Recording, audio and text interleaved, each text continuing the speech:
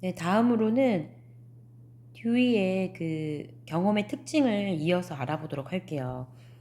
듀이는 경험의 특징으로 상호작용성의 원리와 계속성의 원리를 이야기합니다. 상호작용, 상호작용성의 원리라는 것은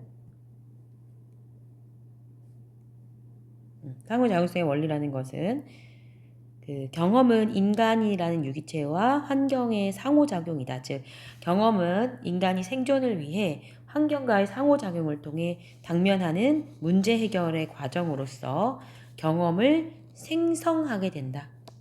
상호작용을 통해 인간은 문제를 해결하고 경험을 생성하게 된다라고 보았습니다. 그 다음에 두 번째로는 계속성의 원리입니다. 경험을 우리는 계속해서 아까 뭐 한다고 했어요? 문제가 생기면 시행착오를 겪고 재구성한다고 했어요. 그죠? 현재 내가 하고 있는 경험은 과거의 경험에 영향을 받은 거고요. 또 내가 지금 하고 있는 경험은 미래의 경험에 영향을 줍니다. 그래서 계속성의 원리는 경험의 확대 원리 아니면 뭐 성장 원리라고도 얘기를 해요. 그 다음 지식의 가치 봅시다. 지식의 가치. 지식의 가치는 그 우리 현실 적합성 여부에 의해 진리로 판명이 됩니다. 듀이에게 있어서 학교라는 곳은 학생의 경험이 계속적으로 성장할 수 있도록 도와주기 위한 특수 환경이에요. 그래서 학교라는 건 본질상으로 사회 환경과 동일해야 되지만 사회 환경보다는 단순한 교육 환경이고 정화된 행동 환경이고 균형된 환경이라는 점에서 구별된다라고 얘기를 합니다. 그래서 학교는 학생의 경험이 계속적으로 성장할 수 있도록 도와주는 곳이어야 된다. 또 학교에서 배우는 교과는 학습자의 경험 속에서 성장해가는 발달 과정에 관심을 가지고 마련되어야 된다라고 얘기를 합니다.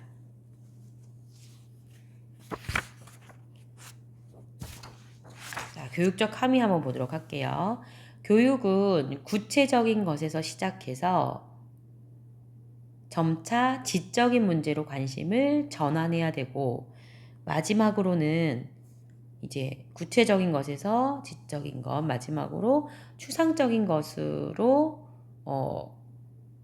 관심을 갖도록 진행되어야 한다고 해요. 이것은 학습자의 그 교과 발달 3단계와 상응하는 것인데 처음에 그 구체적인 것이라는 건 놀이와 일, 교과 발달 단계 놀이와 일이라는 발달 단계에 맞습니다. 그래서 몸과 손을 움직여서 실제로 일을 해보거나 놀죠. 그죠? 그러다가 이제 언어적 상호작용 활동을 통한 지적 문제로 관심을 전환합니다. 공간적으로 또 시간적으로 학생의 경험을 확대시켜주는 교과 지식을 배워나갑니다. 그 다음 마지막으로 합리적인 사고를 통해 학습이 가능한 논리적인 형식을 따라 조직된 모든 교과, 즉 과학적이고 현재의 뭐 과학 과목은 아니고요. 과학적이고 논리적인 지식을 배워야 된다는 거예요. 그래서 합리적인 사고, 구체적인 일을 통해 실제로 뭐 놀면서 배우고 마지막에는 합리적인 사고 활동을 이루어야 한다는 거죠. 지식의 상대성이라고 되어 있는데 아까도 말했죠, 선생님이. 지식은 절대적인 것이 아니라 현실의 적응 여부에 따라서 언제든지 수정되고 변화될 수 있다. 그렇기 때문에 가치론도 가치 상대주의를 주장할 수밖에 없어. 그죠? 가치 상대주의. 그 경험에 의해 실용성과 효용성이 입증된 것만이 참된 진리이고 이것이 가치를 갖는다라고 봅니다. 그래서 진리나 윤리, 도덕적 규범에 절대적 가치를 부정합니다. 개인과 사회의 성장과 발전만이 유용한 가치가 있다라고 봅니다. 듀이의 교육관 보도록 할게요. 교육의 본질. 첫째, 교육은 생활이다. 아까도 얘기했지만 미래 생활을 준비하는 게 아니라 현재 생활 그 자체가 교육이다 라고 얘기를 하고, 둘째, 교육은 성장이다 라고 말합니다. 아까 성장의 전제는 뭐라 그랬어? 미성숙한 개인을 성숙시키고 변화될 수 있는 가능성인 가소성을 가지고 있다 그랬어요. 그죠? 그래서 연속적으로 성장하는 교육이 중요하다. 세 번째, 교육은 계속적인 경험의 재구성이다. 환경과의 상호작용을 통해 계속적인 경험의 재구성이 곧 성장이다 라고 얘기를 합니다. 그 다음에 교육은 사회적 과정이다. 교육이 생활이고 성장이라면 이는 사회 공동체 안에서 이루어지는 것이고, 우리가 추구하는 이상적 사회는 민주주의다 라고 얘기를 해요. 그 외에도 학생들의 자발적 활동과 능동적 참여를 중시하고 학생들의 전인적 성장 과정을 중시합니다.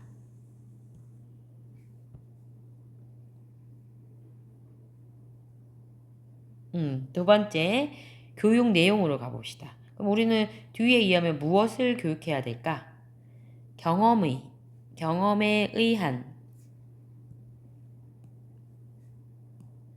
아이고,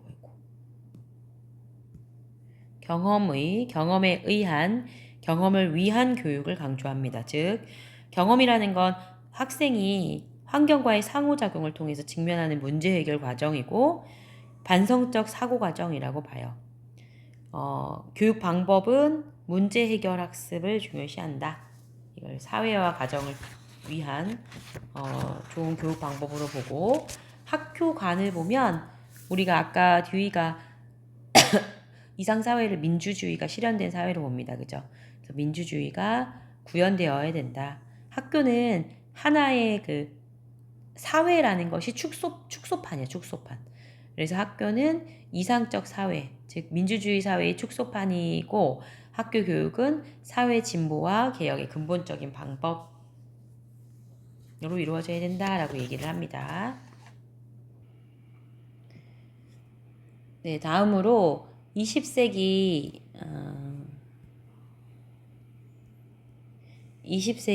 전반의 교육 철학으로 가보도록 할게요. 현대의 교육 사조라고 보시면 될 것 같아요. 세계사적으로 보면 그 20세기는 격동과 변화 또 혁신의 시대였죠. 두 차례의 세계대전과 또 눈부신 과학기술의 발전이 이루어져 있어서 인류 역사에 있어서 희망과 절망을 계속 오고 간 그런 시기이기도 합니다. 또 사회적으로는 진보와 보수라는 이념적 대립과 또 자유와 전통 간의 경쟁 구도가 끊임없이 반복된 시기이기도 합니다. 이러한 시대적 사회적 배경 아래에서 20세기 전반에 이루어진 교육 철학의 경향은 대표적으로 진보주의 사조, 우리가 앞서 배웠던 프래그머티즘의 교육 사조와 비슷한 내용이라고 생각하시면 될 것 같아요. 진보주의 교육 사조와 또 보수 라인의 교육 사조인 항존주의, 본질주의 교육 사조로 나누어 볼 수 있습니다. 그래서 여기에 대한 여기 챕터부터는 이제 대표적인 현대 교육 철학 사조인 이러한 사상들과 이러한 사상들이 뭐고, 또 이러한 사상들이 가지고 있는 교육의 목적, 내용, 방법 뭐 이런 것들을 한번 생각해보는 시간을 갖도록 해볼게요. 먼저 진보주의입니다. 우리 진보와 보수 이런 말 많이 쓰잖아요. 그죠? 끊임없이 무엇을 향해 변화시키고 발전해 가려고 하는 걸 우리가 진보주의 사조라고 하는데, 전통적인 교육들을 비판하고, 전통적인 교육들을 왜 비판했을까? 뒤에 나오는 이런 것들이 이루어지지 않았기 때문에 비판했겠지.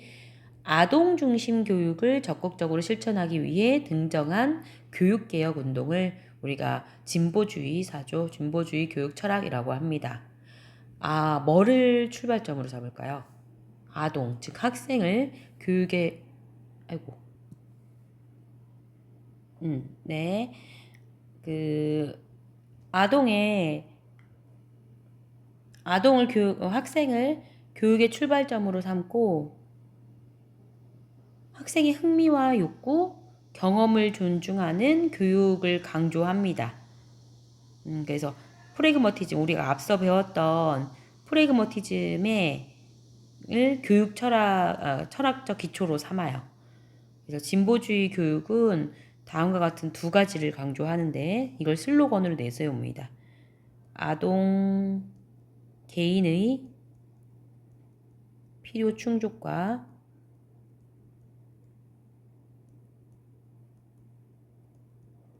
경험을 통한 학습, 요 두 가지를 강조해요. 러닝 바이 두잉을 강조합니다.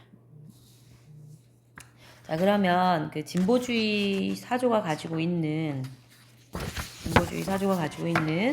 교육 원리부터 한번 보도록 하겠습니다.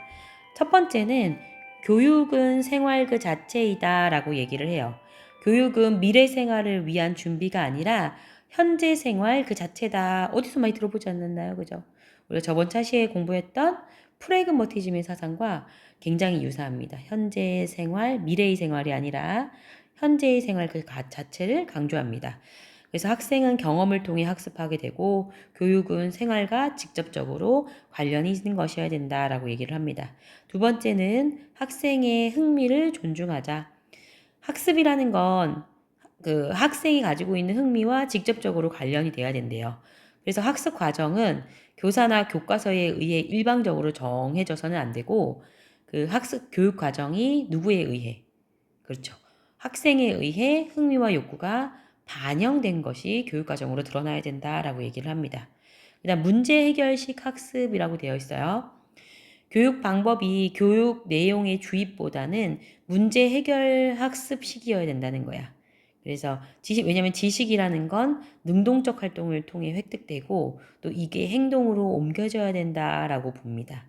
그다음에 네 번째 교육 원리. 교사는 조력자다. 이 조자가 도울 조자예요. 그죠? 힘력자에 도와주는 사람이라는 거, 교사가. 아동에게 교사는 선생님 지금 주입식 교육하고 있잖아. 지시하는 입장이 아니라 조력하는 역할을 해야 된대요. 도와주는 역할. 그래서 교사가 학생이 자신의 발달 단계와 능력에 맞게 자유롭게 학습하도록 도와주되 공경에 처했을 때는 도와줘라 이런 뜻을 가지고 있고 그 다음에 경쟁보다는 협동을 장려해라. 그래서 학교는 지금 거꾸로 가고 있죠. 진보주의 사조와 다르게 우리 교육 현실은 경쟁을 장려하고 있는데 진보주의 교육 사조는 경쟁보다는 뭐를 장려하라고 얘기할까요? 협동을 장려하라고 얘기합니다. 그래서 학교가 학생들에게 사랑과 동료의식 또 공동체적 가치를 심어주어야 한다고 봅니다. 마지막으로 민주주의 강조합니다. 프래그머티즘을 철학적 기초로 삼고 있기 때문에 굉장히 유사한 내용이에요. 민주주의만이 성장에 필요한 사상과 인격의 상호작용을 허용하고 촉진한다고 봅니다. 따라서 학교 생활 그 자체가 민주적으로 운영되어야 되고 그것을 실천할 수 있는 과외 활동이 권장되어야 된다고 봅니다. 진보주의 교육 이론으로 가보도록 할게요. 교육 목적. 교육을 왜 하는 것일까? 현실 생활에 적응할 수 있는 전인적 인간을 양성하는 것이 교육 목표다. 즉, 교육을 통해 경험의 계속적인 재구성을 통해 성장하는 것이 교육의 목적이고, 그럼 무엇을 교육해야 될까? 교육 내용. 현실 생활의 경험, 즉, 경험 중심 교육과정. 경험 중심의 교육과정을 강조한다. 교육 방법, 아까 나왔지만 문제 해결 학습을 강조한다 라고 보시면 되겠습니다. 그 다음에 비판이 뒤에 나와 있나 모르겠네요. 비판 나와 있네요. 비판 한번 보도록 합시다. 진보주의 사조 들었을 때는 그래 맞아. 내가 교사가 되면 저렇게 학생들에게 수업해야지 라고 얘기했다가 이 비판 보면 또 고개가 끄덕여져요. 첫 번째, 아동의 흥미와 자유를 지나치게 존중한 나머지 흥미 중심. 교육과정도 아이들이 중시하는 아이들이 흥미를 느끼는 것으로 꾸린다며. 그치? 그러다 보니까 어려운 과목을 피하고 쉬운 과목만 선택한다. 우리 그 입학사정관들도 마찬가지잖아요. 그죠? 경제라는 상대평가 과목이 있는데도 불구하고 거기서 점수가 잘 안 나올 것 같으니까 실용경제, 실용수학 뭐 이런 걸로 대체해서 절대평가에서 A 받아오는 친구들 여기에 대한 입학사정관들 고민도 되게 많다고 해요. 그런 아이들을 가려내니까.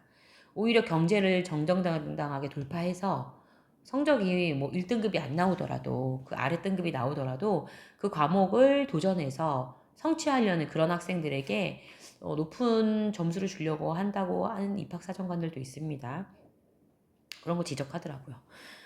두 번째, 현재의 경험을 강조한 나머지 미래에 대한 교육의 준비성이 너무 소홀되어 있다. 지금 계속 강조하고 있는 게 현재에 대한 경험이에요. 그죠? 그러다 보니까 교육의 준비성이 소홀하게 된다라고 되어 있고, 세 번째, 아동 중심, 생활 중심 교육이 지나쳐서 교육의 명확한 목표 설정이 어려웠고, 문제 해결 방식은 비효율적인 시행착오와 산만한 분위기 수업을 조장하고 있다. 고개가 또 끄덕여지지 않나요? 보면 수학 같은 것도 특히 그렇잖아. 위계성이 확실한 학문들은 그걸 어려운 단계가 무조건 옵니다. 한 번 극복했다고 해서 또 안 오는 게 아니라 어려운 단계가 끊임없이 와요. 근데 그걸 포기해버리면 이제 아래 등급을 맞게 되는 거고, 그걸 끝까지 버티고 물고 늘어지면 1등급이 되는 거거든. 선생님 아들도 수학학원에서 단계가 높아지면 막 좌절을 해. 엄마 나는 이거는 정말 못할 것 같아 막 하거든. 선생님이 붙잡고 얘기를 해. 이걸 넘어서면 너가 잘하는 사람이 수학을 잘하는 사람이 될 수 있고 포기하면 못하는 사람이 되는데 그래도 엄마는 포기하더라도 너가 한번 도전해봤으면 좋겠어. 막 이렇게 하면서 얘기를 합니다. 수학 공부시키기 굉장히 힘들어 선생님도. 그래서 같이 선생님은 뭐 문과였지만 이런 얘기 하면 나이가 드러나는데. 선생님 문과였지만 수학 되게 좋아했어요. 선생님은 원래 그 선생님 시대에는 생물이라고 했는데 생물 선생님 되고 싶었거든. 실제로 생물도 잘했고. 뭐 근데 여태 하다 보니까 입시라는 게 결국에는 그 내가 하고 싶은 것보다는 내 점수에 맞춰서 대학을 간다. 이렇게 보면 될 것 같아요. 그래서 선생님 사실은 고3 때까지도 생물교사가 꿈이었었어. 너무 좋아했고 성적도 잘 나오고 그러다 보면 칭찬도 받고 하니까 너무 내 적성에 맞는 것 같은 거지. 그래서 하고 싶었는데 다른 길 전혀 다른 길로 와 있네요. 그죠? 여튼 현재 아니 아까 어디까지 했죠? 선생님 아들이 참 그래서 그런 걸 버틸 수 있게 선생님이 굉장히 도와주거든. 또 수학 문제를 풀 때 경쟁을 조금 유발해요. 우리 지금 진보주의에서는 협동 이런 거 강조하라고 했는데 경쟁 유발합니다. 너가 엄마보다는 아직 실력이 안 돼. 엄마는 이 문제 풀 수 있는데 너 못 풀걸? 하고 막 풀면 갑자기 내가 엄마보다 잘할 수 있어! 이러면서 갑자기 막 문제를 풀어. 동기 유발. 그래서 얼마 전에도 근데 요즘에 뭐 사고력 수학이 다 나오면 선생님도 어려워서 못 풀거든요. 선생님은 옛날 방식의 그런 수학만 알지 요즘에 그런 문제 좀 어렵더라고. 근데 이제 본인이 되게 자신 있어 하는 문제가 각도 문제인데 도형 각도 문제인데 엄마는 여기선 나한테 안 돼. 막 하면서 엄마도 한번 풀어볼래? 하고 제일 마지막 어려운 10번 문제를 가져왔더라고. 선생님이 그때 너무 풀기 싫었는데 이 동기를 좀 자극해줘야겠다 해가지고 풀었는데 결국에 선생님이 이겨가지고 굉장히 아들이 기분 나쁘겠죠. 여튼 산만한 분위기를 조성하곤 했다. 아동 중심이니까 그럴 수밖에 없죠. 우리 학생 중심, 교사 중심의 수업할 때 굉장히 교실 조용해요. 그죠? 굉장히 교실 조용한데 학생 중심 활동하면 당연히 학생들 산만할 수밖에 없죠. 선생님 지금 2학년들하고 프로젝트 수업하고 있는데 패드도 가지고 오고 수업 자료 찾고 하다 보면 발표 자료 찾고 하다 보면 산만할 수밖에 없어. 조용하면 이상한 거 아닌가요? 근데 그런 것들이 좀 지나치게 산만한 수업으로 이루어질 수 있다라고 얘기를 합니다. 또 다수의 협동적 노력을 강조한 나머지 우수한 소수의 창의성이나 지도성을 무시한다. 특히 수학과 교육 같은 경우에는 더 그래요. 선생님 학교 다닐 때는 수학, 영어 두 과목이었던 것 같아요. 두 과목을 A, B, C반으로 나눠가지고 점수에 따라서 맞춤형 교육을 해줬어. 근데 이제 그게 학생들의 인권을 뭐 하는 거다 해가지고 지금은 이제 안 하죠. 선생님 때는 그렇게 했는데 사실 수학이나 영어 같은 건 미리 선행을 하고 오는 친구도 굉장히 많고 또 타고난 것에 있어서 격차가 좀 벌어지는 것도 있습니다. 그래서 뭐 자존심 상하기보다 그죠? 내 수준에 맞는 수업을 듣고 내가 알아듣고 성장해 가는 게 더 중요한 거 아닌가 싶어요, 선생님은. 그다음에 마지막으로 민주주의 이외의 사상 체계에 대한 객관적 이해를 소홀히 했다. 뭐 이런 단점이 있습니다.